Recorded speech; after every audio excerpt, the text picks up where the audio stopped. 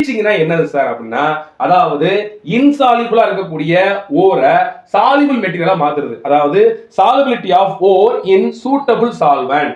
ஓருடைய கைண்ட பொறுத்து நம்ம என்ன பண்ண போறோம்னா சால்வெண்ட் ஆட் பண்ணி இன்சாலிபிளா இருக்கக்கூடிய அந்த ஓரை சாலிபிள் சால்ட்டாவோ இல்ல காம்ப்ளெக்ஸாவோ மாத்திடுவாங்க. இங்க பாருங்க, இதுதான் ஓரு.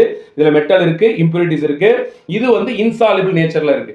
நான் அதுக்கு சூட்டபிள் சால்வெண்ட் ஆட் பண்ணும்போது இதுல இருக்கக்கூடிய மெட்டல் சாலிபிள் சால்ட்டா கன்வெர்ட் ஆயிரும். இந்த இம்பியூரிட்டி என்ன பண்ணுவோம் அப்படின்னா அந்த சால்வெண்ட்ல கரையாது, தனியா வந்துரும். அப்ப என்ன பண்ணிடலாம், அந்த மெத்தட்ல நம்ம ஓரை கான்சன்ட்ரேட் பண்ணிடலாம்.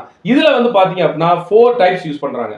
ஒன்னு வந்து பாத்தீங்க அப்படின்னா சைனல் லீச்சிங், அடுத்து அமோனியா லீச்சிங், அல்கலி லீச்சிங், அதே மாதிரி பாத்தீங்கன்னா ஆசிட் லீச்சிங். இன்னும் நல்லா தெரிஞ்சுக்கங்க, எதை யூஸ் பண்றோமோ, அதாவது சைனடை யூஸ் பண்ணா சைனல் லீச்சிங், அமோனியா யூஸ் பண்ணா என்ன சால்வெண்ட் யூஸ் பண்றீங்க, அமோனியா யூஸ் பண்ணா ammonia leaching, alkali sodium hydroxide potassium hydroxide use பண்ணீங்கன்னா அது alkali leaching, sulphuric acid nitric acid use பண்ணீங்க அப்படின்னா அது வந்து ஆசிட் லீச்சிங். இதுலயே சார் உங்களுக்கு என்ன பண்ணிருக்கேன் அப்படின்னா எதுக்கு எதை யூஸ் பண்றாங்க அப்படின்னு போட்டிருக்கேன்.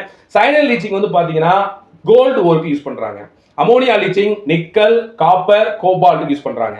அல்கலி லீச்சிங் வந்து பாக்சைட் யூஸ் பண்றாங்க. ஆசிட் லீச்சிங் வந்து சல்ஃபைடு ஓர்க்கு யூஸ் பண்றாங்க. இது நமக்கு உண்மைக்கு யூஸ்ஃபுல்லா இருக்கும். திரும்ப